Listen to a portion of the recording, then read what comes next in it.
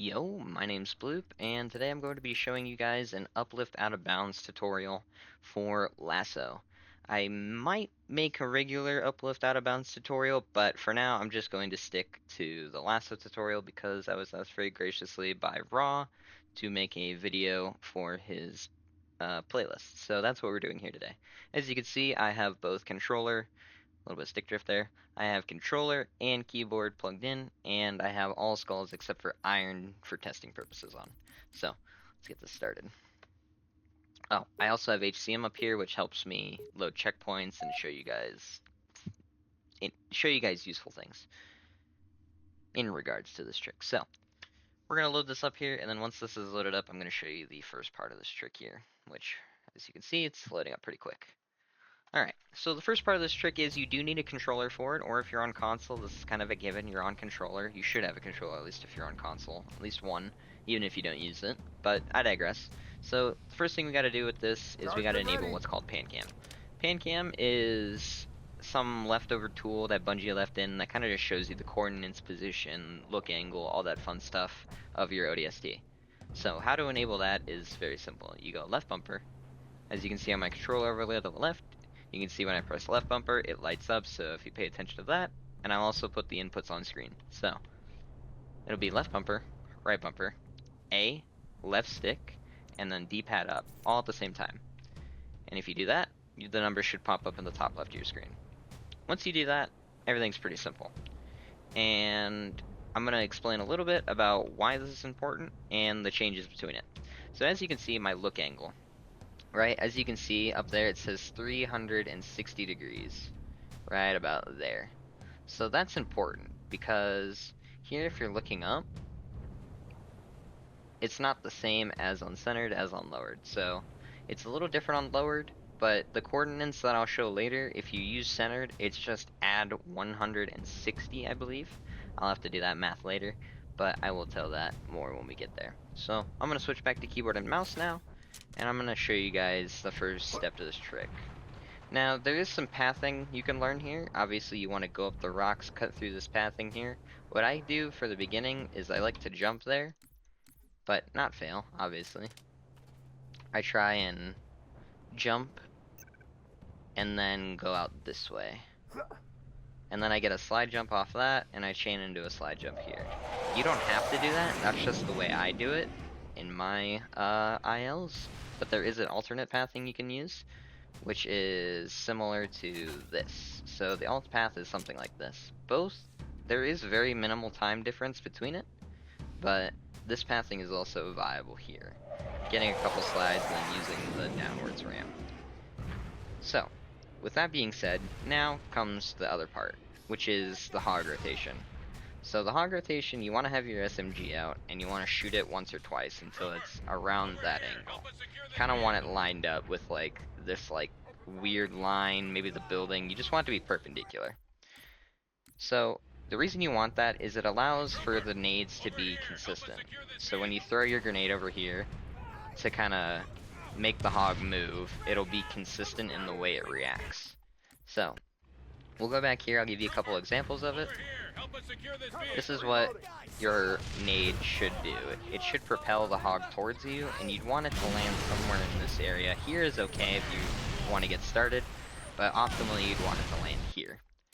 Now I'm going to do this a couple times just to kind of show you guys some examples of it, maybe get a couple good ones. Yeah, like here, this one's a pretty good one. Rolls into place, and then you drive away. I'll show that again. Shoot it twice. There you go. And then it brings the hog to you. It can be a bit weird in the way it does it, but it's pretty consistent that it gets it over to you.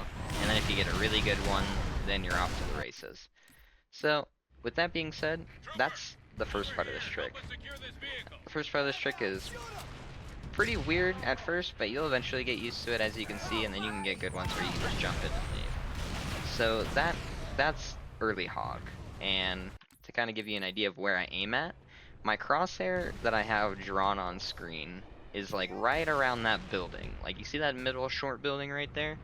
It's like between the tall rectangular building, the one with the big antenna right there. I aim like kind of like at the top of that small building. So after I do this, I aim right about there, and that gives me pretty good results most of the time. So, with that being said, that's early hog. I'm gonna load up a checkpoint now to kind of explain the rest of the trick. So this is my checkpoint manager. Well, it's not mine. It's a tool made by a community member called Burnt. Very awesome individual. I'd recommend if you do have PC using this tool for practice, it's really helpful. So, to go on here, after you get the hog, you get it up here and all that stuff, now you're here. Now what do you do here? Well, we get what's called the wedge. You kind of wedge yourself in here, and then there's a certain place I like to stop. If you hold power slide, you can inch your way in further, but this is the only place in the out of bounds area that really you need to worry about. So you just drive up here into this bush, and then you wedge yourself in, and then you press power slide a few times, whether you're on keyboard and mouse or controller. You should get a very similar result. Now what I used to do, which is a pretty good lineup, is when I give the hog what's called a mustache. Now if you see on the kind of where I'm angling my wheels, like you see my right wheel turning there, there's like a little squiggly line that I like to use. And once my hog is kind of lined up with that, I get out. So it's like this line. This is the line I'm looking at from the hog right here. Like I'll show you what it looks like inside the hog again. See, it kind of looks like a mustache. Gives your hog kind of like a little mustache looking thing. That's what I line up and use. So once I get there, the hog kind of slides back. So now you're here. So here is kind of going to be the most important part of the setup here. If you look at the top, I have my chords set up.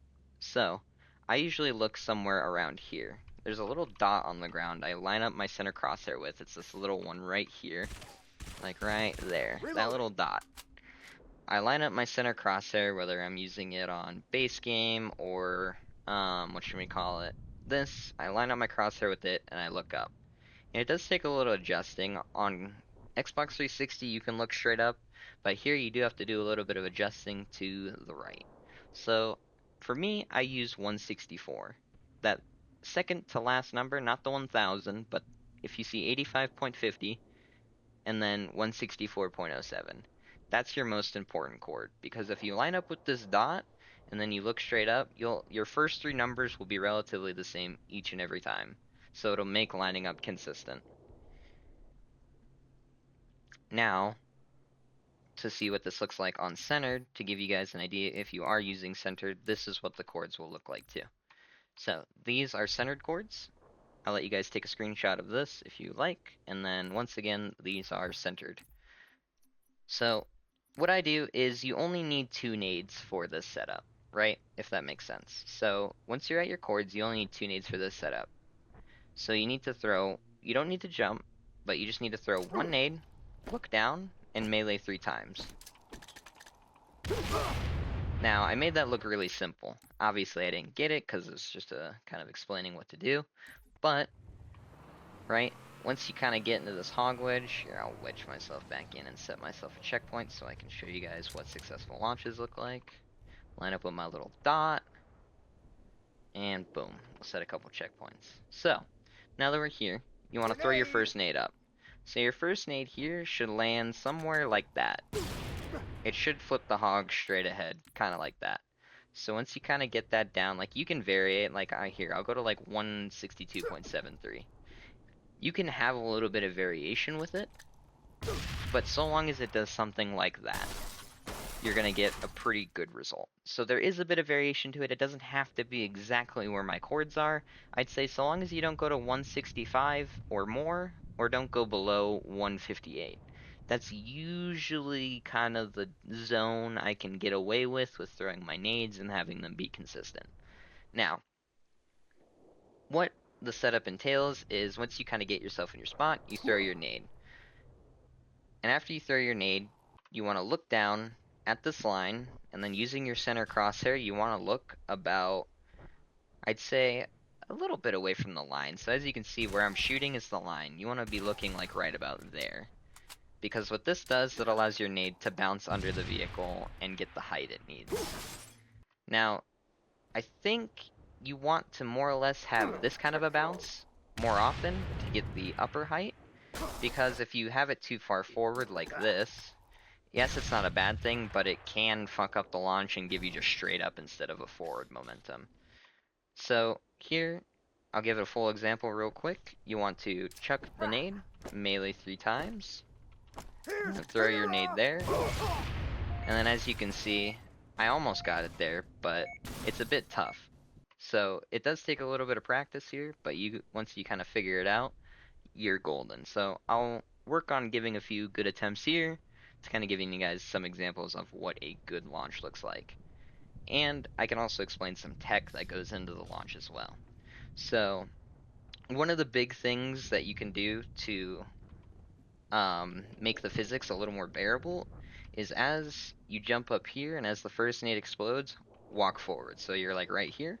And if you walk forward, you counteract the flipping action that the hog does. As well as if you press E at a certain angle, it has to be a vertical angle. So like if the hog is like sticking straight up or down, if you press E, it'll level the hog out and allow you to kind of ride the hog like a carpet up to the top there. So I'm going to give a few examples of some launches, and we'll go from there.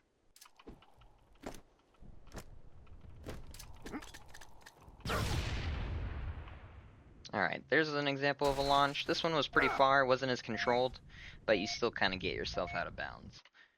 So here, I'm going to try for a more kind of controlled one now. Frag out! Just die!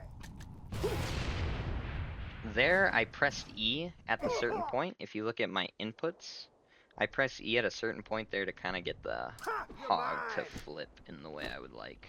Play ball! Bert!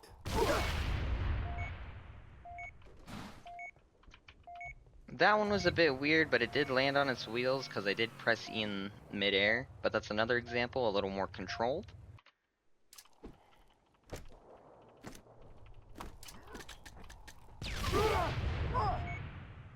There's another example of a good controlled one. I would have liked to stay on the hog, but as you can see, I pressed E and it kept this level, more or less. Time for medicine!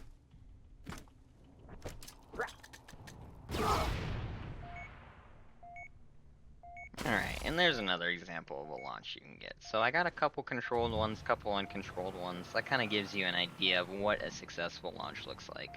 Now I will say, this launch is very trial and error, and it will take a bit of practice to get used to. Now comes quick drop down. Now there is a way you can drop down quick.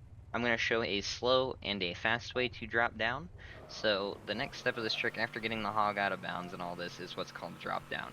Now drop down is where, as the name implies, drop down and into the water. Now you won't die if you do it right, but there is a fall timer chance that you can get.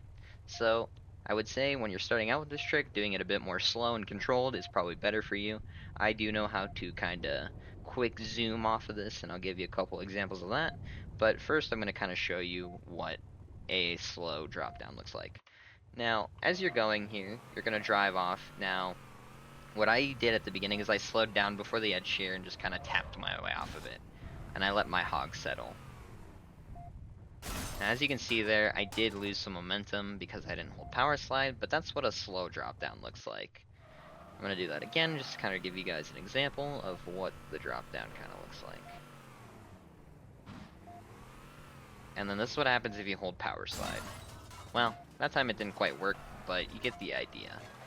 I'll give an example more of kinda a better drop down when I do the quicker ones, but this is what a slow drop down is gonna kinda get you. Is you might take a little damage, but you should still be just fine, even on base. As you can see, I went a little too quick there. There you go.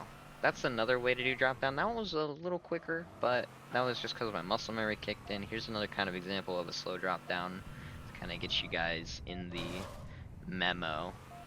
And I will say, if you do aim up, I do have better chances keeping momentum. Like if you aim up while you're falling, my hog just kind of, keeps momentum.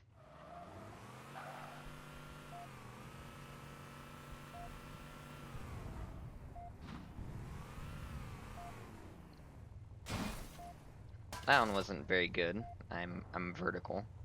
Fun fact, you can do this. I didn't know that. And here's a few examples of quick drop down now. So quick drop down, I try and line myself up with that like scenery line. I don't know what you'd call that, but this is where I kind of line myself up for quick drop down. I hold power slide as I go off. I try and keep my hog as level as possible. That time I really flubbed it up. But let's see if I can get a good few examples of quick drop down.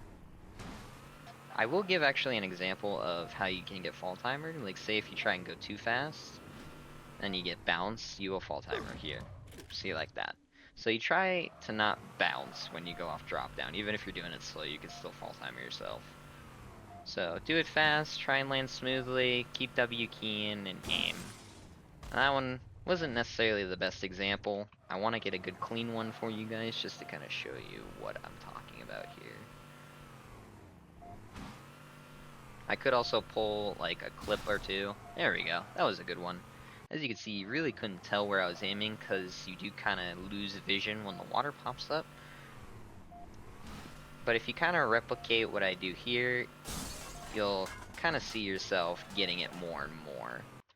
It's a bit funky, but it does take some finessing to get used to. See, even on a weird drop down like that, you still survive. Now the goal, if you're trying just to do out of bounds, is just to survive. So, we'll go ahead and show a couple more examples of a quick drop down, and then we'll move on to the next step.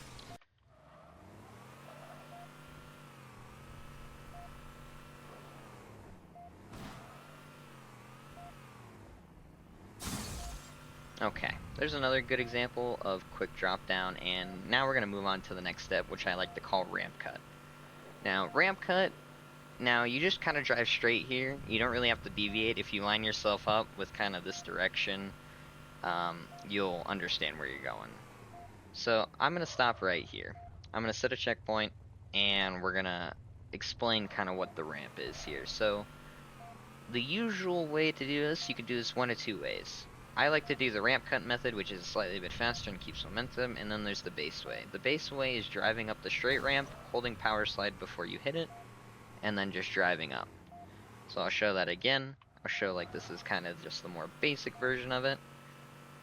It won't lose you too much time. Like I said, the ramp cut is very minimal time save, but I pushed this level quite a bit, so I needed to find that.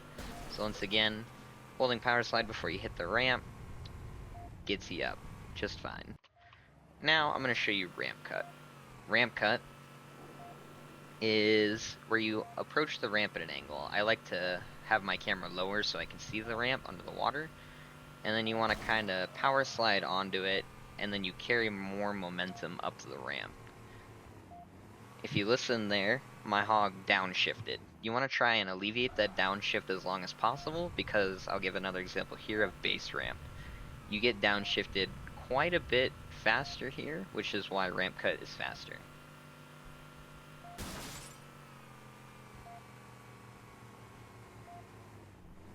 There's the downshift there, which was a lot sooner. So, to give you another example of a good ramp cut, if you put your camera below the water, it makes it a lot easier to understand the approach. So, we're just going to go ahead and do this again. As you get to the ramp, look to the left, hit power slide, and you carry more momentum going up. Here wasn't the best one, I'll admit, but there is a good way to do it. I have a good few examples in my world records, and that's one of two ways you can do that end ramp. Now here you have to be really careful when driving up, because if you fall here, your attempt's over, and this can be a little tricky. Now you want to kind of line yourself up. Now this is what I like to call the transition. So when you get up here past all the ramp stuff, you go all through all this stuff, now get here, which is called ramp cut.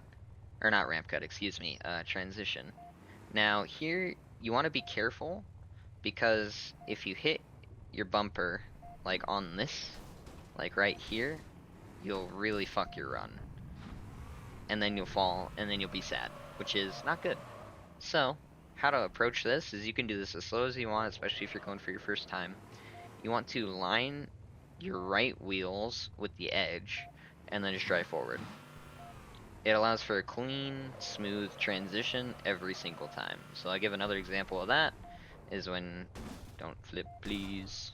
You won't die here if you flip. I just don't want to flip for time's sake. So I'm going to give another example coming up from here.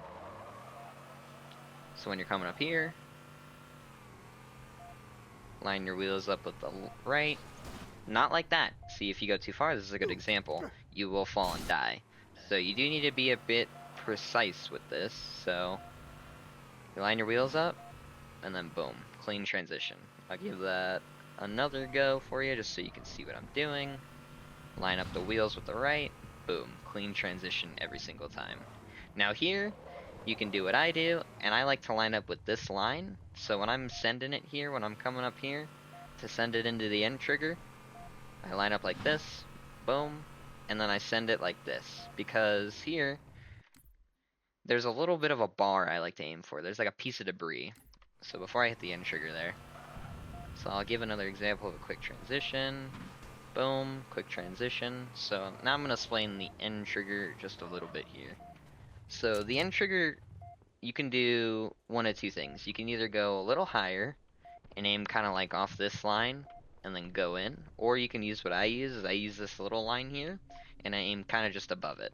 Because that puts me right about there. That little thing right there is where the end trigger is at.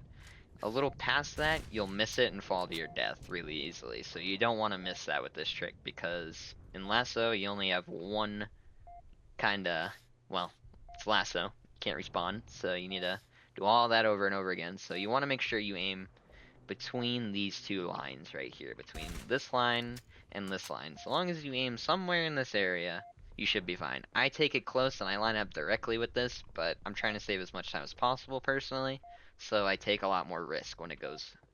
So, let me give an example here from ramp cut, or from ramp cut to transition, and you hit the transition like that, and then as you can see, aim for those lines, and you're home free. Then you hit the end trigger, and then that's your time. And then that's how to do Uplift Out of Bounds LASO Edition. Thanks for watching.